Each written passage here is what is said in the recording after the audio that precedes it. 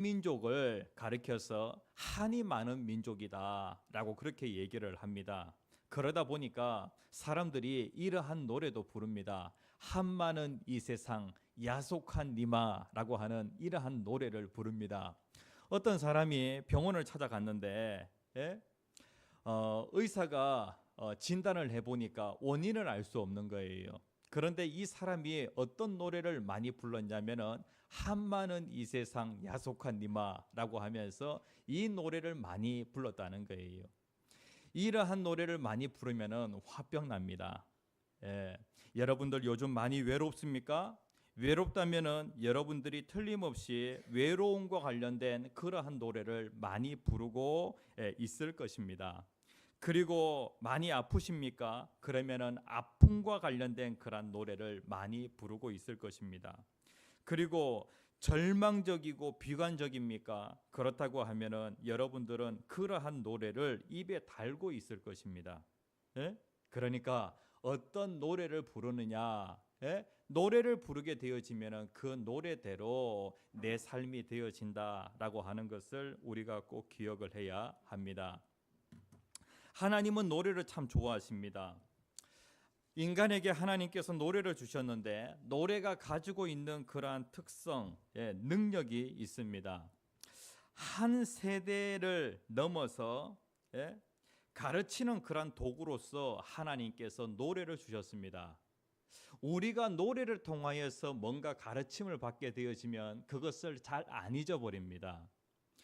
이스라엘 백성들에게 하나님께서 가르치는 그러한 도구로 무엇을 사용하셨냐면 노래를 사용하신 거예요. 이스라엘 백성들이 출애굽하여 가나안 땅에 들어가는 그 과정에서 하나님께서 이스라엘 백성들에게 하나님 자신이 어떤 분이신지 분명히 보여주셨어요. 그런데 다음 세대가 되면은 그 모든 것들을 잊어버린다는 것이죠. 그러니까 다음 세대가 하나님이 어떤 분인지, 하나님이 어떤 일을 하셨는지 이것을 잊어버리지 않도록 하기 위하여 하나님께서 노래를 통하여 가르치라 라고 그렇게 말씀을 하셨어요. 신명기 31장 19절에 있는 말씀입니다. 같이 한번 읽어보겠습니다. 시작. 그러므로 이제 너희는 이 노래를 써서 이스라엘 자손들에게 가르쳐 그들의 입으로 부르게 하여 이 노래로 이스라엘 자손들에게 증거가 되게 하라 라고 그렇게 말씀을 하고 있어요. 노래를 통하여서 하나님이 어떤 분이신지 가르치라 라고 그렇게 말씀을 하고 있죠. 다시 얘기하면은 찬양을 통하여서 하나님이 누군지, 하나님이 무슨 일을 하셨는지 가르치라고 말씀을 하고 있는 거예요. 이 노래는 메커니즘이 있는데요. 이 노래는 무엇을 담고 있냐면은 메시지를 담고 있어요. 그러니까 그 메시지에는 뭔가 주제가 있다는 것이죠. 그리고 이 메시지는 분명 무엇의 영향을 받게 되어지냐면은 노래를 만든 사람의 생각, 사상, 경험, 세계관 이러한 것들에서 메시지가 나오게 되어집니다. 노래에는 메시지가 있어요. 그리고 그 메시지는 노래를 지은 사람의 그 세계관에 영향을 받게 되어진다는 것이죠. 그러니까 노래를 가만히 들여다보면은 노래에는 다 가사가 있잖아요. 그러니까 뭔가 던져주는 메시지가 있다는 거예요. 그리고 그 메시지는 무엇에 영향을 받냐면은 노래를 지은 그 사람이 가지고 있는 생각, 그 다음에 경험, 세계관 이러한 것들에 영향을 받아요. 그런데 여기에서 중요한 것은 무엇이냐면은 이 세계관이라고 하는 것, 그 배후에는 무엇이 영향을 미치고 있냐면은 영적인 세계가 영향을 미치고 있다는 거예요. 그러니까 우리가 노래를 부를 때에 노래의 가사도 한번 들여다볼 필요가 있고요. 그 다음에 이 노래를 지은 사람이 어떤 사람인지 우리들의 교회 성도님들 노래의 그 가사대로 여러분들의 인생이 되어지고 노래를 지은 그 사람과 같이 여러분들의 인생이 되어질 가능성이 상당히 커요. 우리가 노래에 대해서 그냥 음이 좋으면은, 리듬이 좋으면은 그냥 그것을 무비판적으로 받아들이는 경우가 있는데요. 노래를 그냥 받아들였다가 우리는 영적인 세계에, 그 배후에 있는 영적인 세계에 영향을 받는다라고 하는 것을 꼭 기억을 해야 하는 것입니다. 그러니까 우리 성장기에 있는 우리 청소년들 같은 경우에 찬양을 많이 하게 되어지면은 정말로 좋아요. 그러면은 하나님 같이 되어질 수가 있습니다. 하나님의 형상을 회복할 수가 있어요. 오늘 본문 말씀에 보면은 37절과 38절 말씀에 보면 예수님께서 십자가 지시기 전 그 마지막 그 일주일이 있잖아요.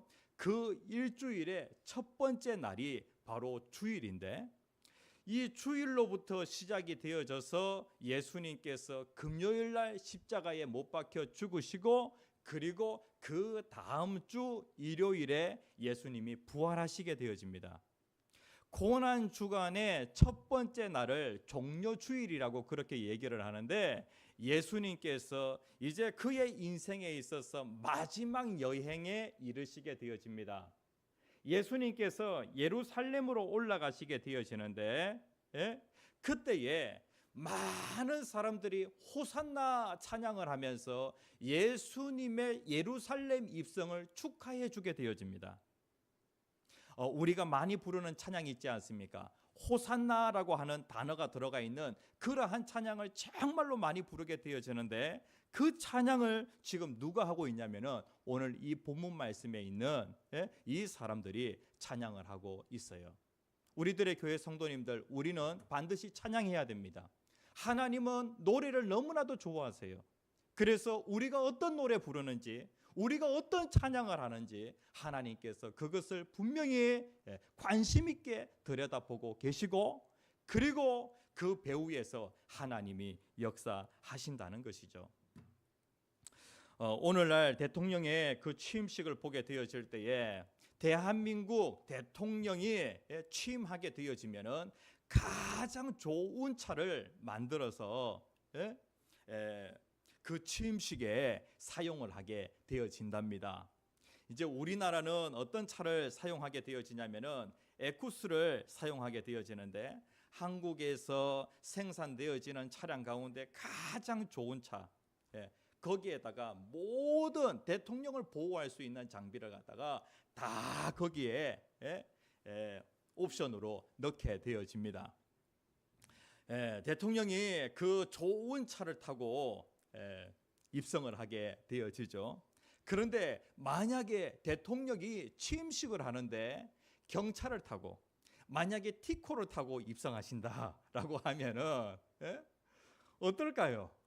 만약에 대통령이 자전거를 타고 입성하십니다라고 그렇게 하면은 어떻게 보여질까요?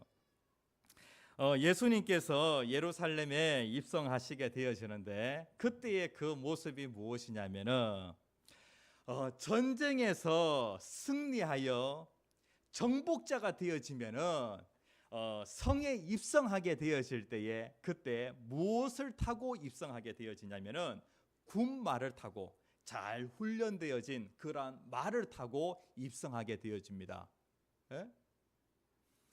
많은 사람들이 예수님에 대해서 어떻게 기대를 가지고 있었냐면은 이스라엘은 당시에 로마의 식민지 상태에 있었어요.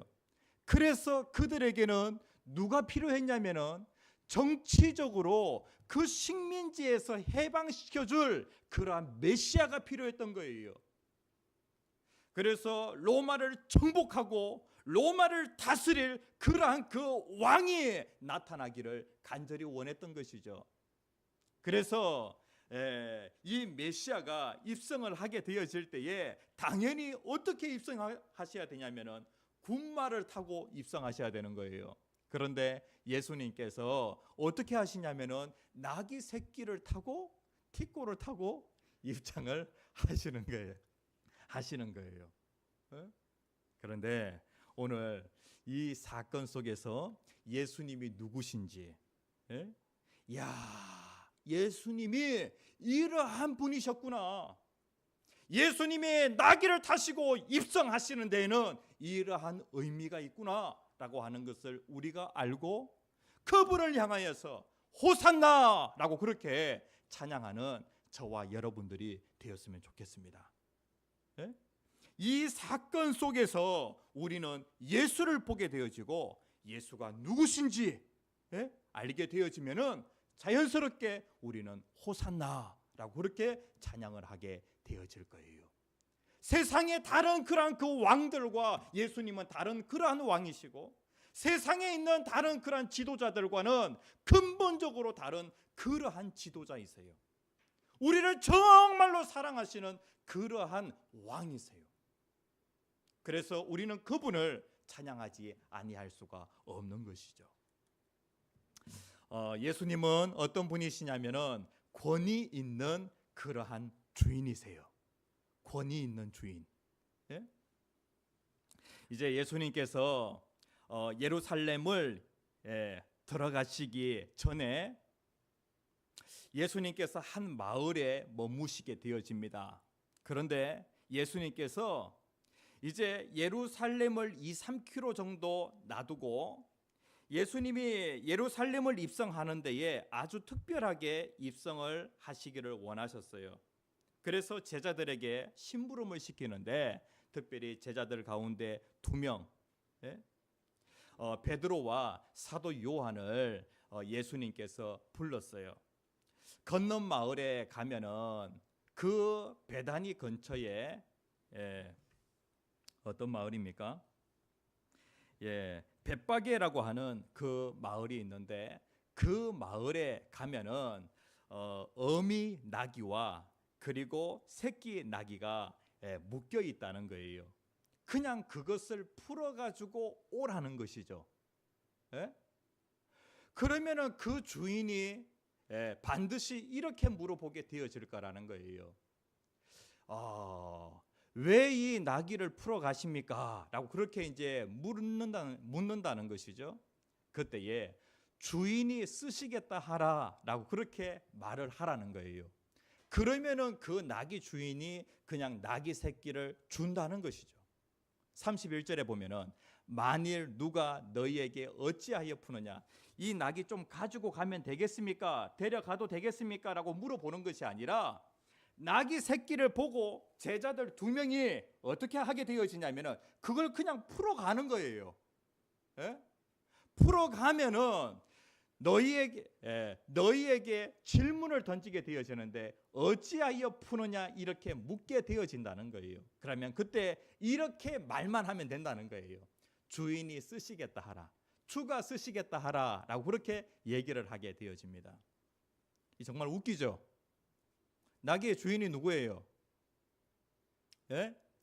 그 벳바기에 살고 있는 그 사람이 바로 나귀의 주인 아니에요? 그런데 예수님이 지금 진짜 주인 행세를 하고 계시는 거예요.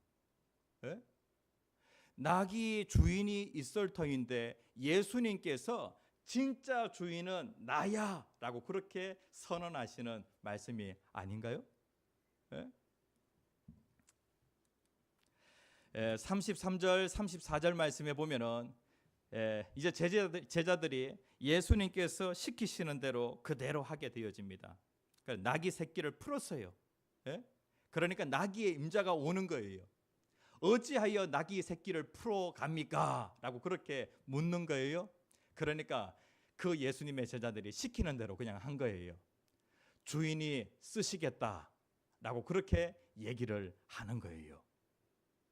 그러니까 지금 나귀 벳바기에 살고 있는 그 나귀 주인에게 예수님의 제자가 뭐라고 얘기하냐면은 주인이 쓰신답니다 라고 그렇게 얘기를 하니까 이 사람이 아무 말도 하지 않고 그 벳바기에 살고 있는 나귀 주인이 나귀 새끼를 준 거예요.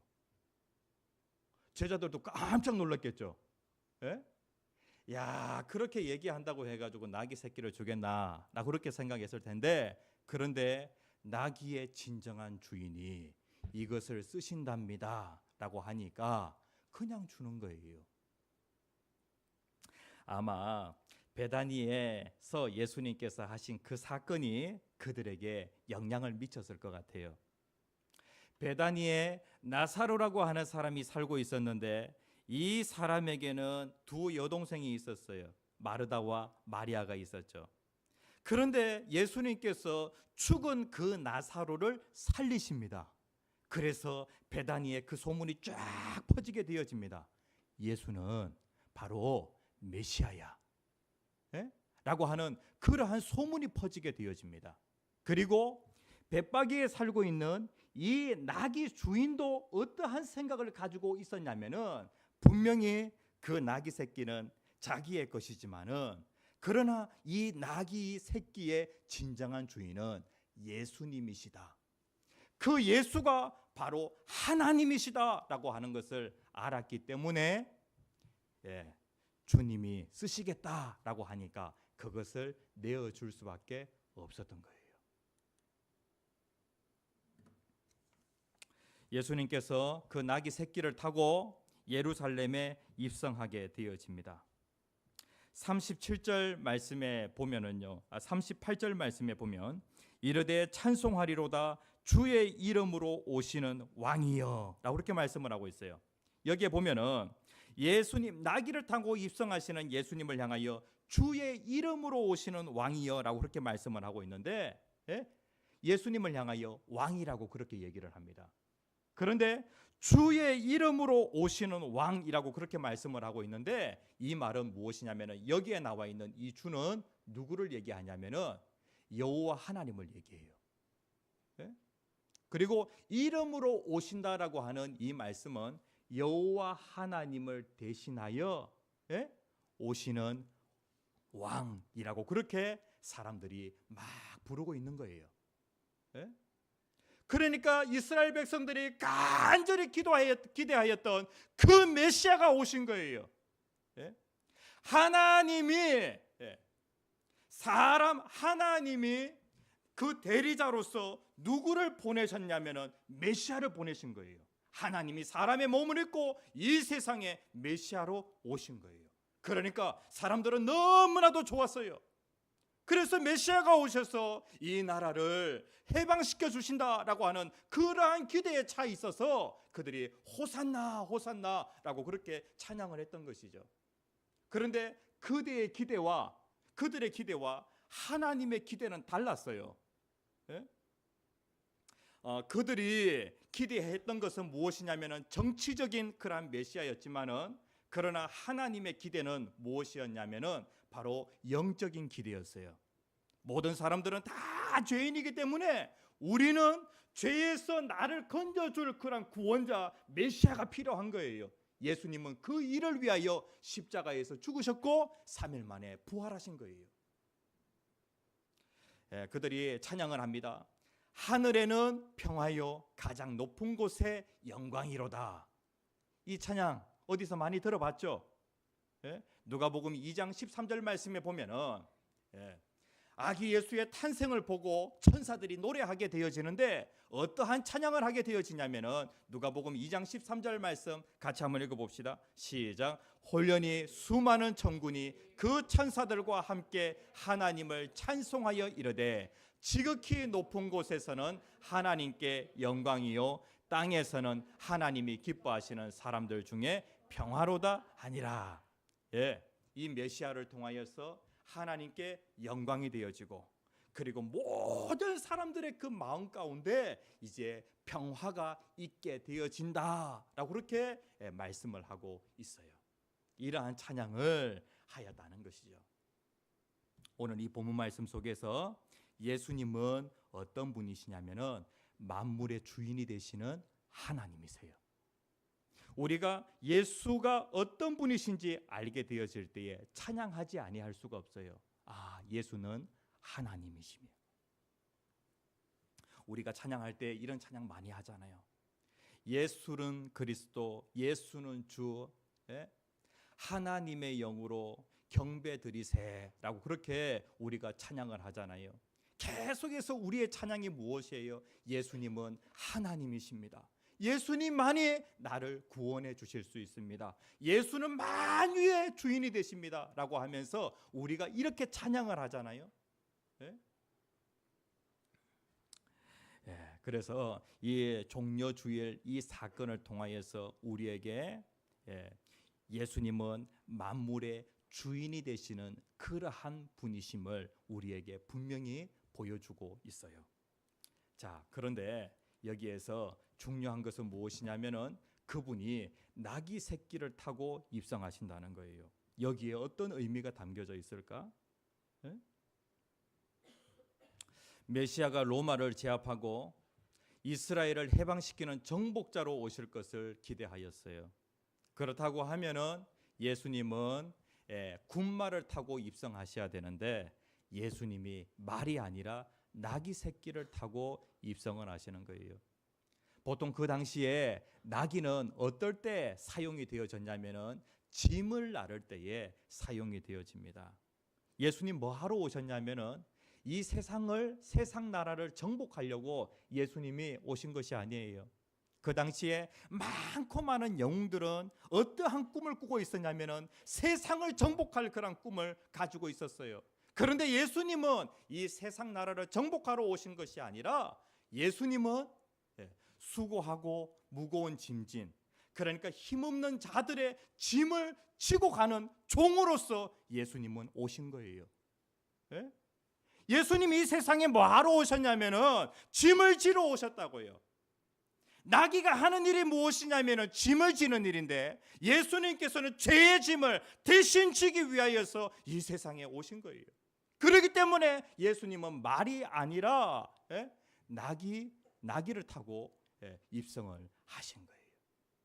그래서 예수님이 나귀를 타시는 이 모습을 통하여 사람들에게 다시 한번 예수님이 이 세상에 뭐하러 오셨는지 그 부분을 분명히 알려주고 있는 거예요. 우리들의 교회 성도님들, 저와 여러분들은 다 세상에서 무거운 짐 지고 가는 그러한 인생들이에요. 그런데 그 짐을 나는 감당할 수가 없어요. 그런데 예수님은 겸손한 종으로서 우리의 짐을 대신 져 주시는 그러한 분이에요. 구약 시대에 스가랴라고 하는 선지자가 있는데 이 선지자가 주전 487년경에 이러한 예언의 말씀을 합니다. 스가랴 9장 9절 말씀에 보면 이러한 말씀이 나옵니다. 같이 한번 읽어봅시다. 시작. 시온에 따라 크게 기뻐할지어다. 예루살렘에 따라 즐거이 부를지어다. 보라, 내 왕이 내게 임하시나니 그는 공의로우시며 구원을 베푸시며 겸손하여서 나귀를 타시나니 나귀의 작은 것 곧 나귀 새끼니라. 아멘. 500여 년 후에 이 예언의 말씀이 그대로 성취가 되어집니다. 메시아가 공의로우시고 구원을 베푸시는 분이신데 그분이 겸손하다는 거예요. 그래서 그분이 나귀를 타시나니 나귀의 작은 것 나귀 새끼니라 라고 그렇게 말씀을 하고 있어요. 이 스가랴 선지자의 그 예언의 말씀이 그대로 성취가 되어졌어요. 장차 메시아가 오시는데 메시아가 이러한 일을 하실 것이라는 거예요. 그리고 예수는 어떤 분이시냐면은 그리스도예요. 그리고 예수님은 어떤 분이시냐면은 바로 겸손하신 그런 분이에요. 예수님 자신이 이렇게 말씀을 하십니다. 내가 이 세상에 짐지러 왔다. 마태복음 11장 28절에서 29절까지 말씀 같이 한번 읽어봅시다. 시작. 수고하고 무거운 짐진 자들아 다 내게로 오라. 내가 너희를 쉬게 하리라. 나는 마음이 온유하고 겸손하니 나의 멍에를 메고 내게 배우라. 그리하면 너희 마음이 쉼을 얻으리니. 우리가 쉼을 얻는다는 거예요. 우리는 하나님의 사랑의 대상이에요. 하나님이 우리를 너무나도 사랑하세요. 우리가 마음의 쉼을 얻기를 원합니다. 그런데 우리는 무거운 짐을 지고 있어요. 하나님이 하나밖에 없는 아들 예수 그리스도를 우리를 위해 보내주셔서 대신 그 아들에게 짐을 지우시는 거예요. 그러면서 우리가 마음의 쉼을 얻는 것이죠. 세상에 이러한 왕이 어디 있어요? 이러한 대통령이 세상에 어디에 있어요? 이러한 지도자가 세상에 어디에 있어요? 우리가 하나님의 말씀을 통하여 예수를 알게 되어지면은 예수를 찬양하지 아니할 수가 없는 거예요. 나를 이렇게까지 사랑하는데.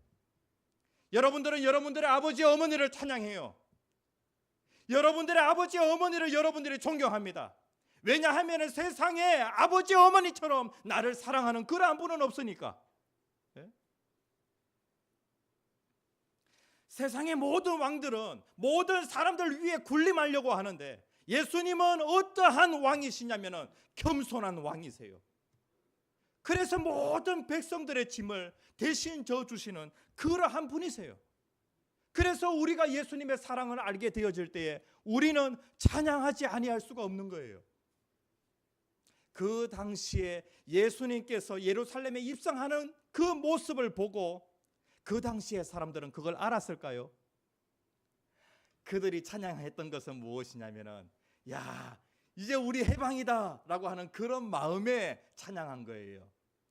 알지도 못하고 그들은 찬양했지만은 그러나 결과적으로는 알지도 못하고 찬양했던 그들은 그 찬양이 힘이 있어서 그들의 인생이 바뀌게 되어집니다.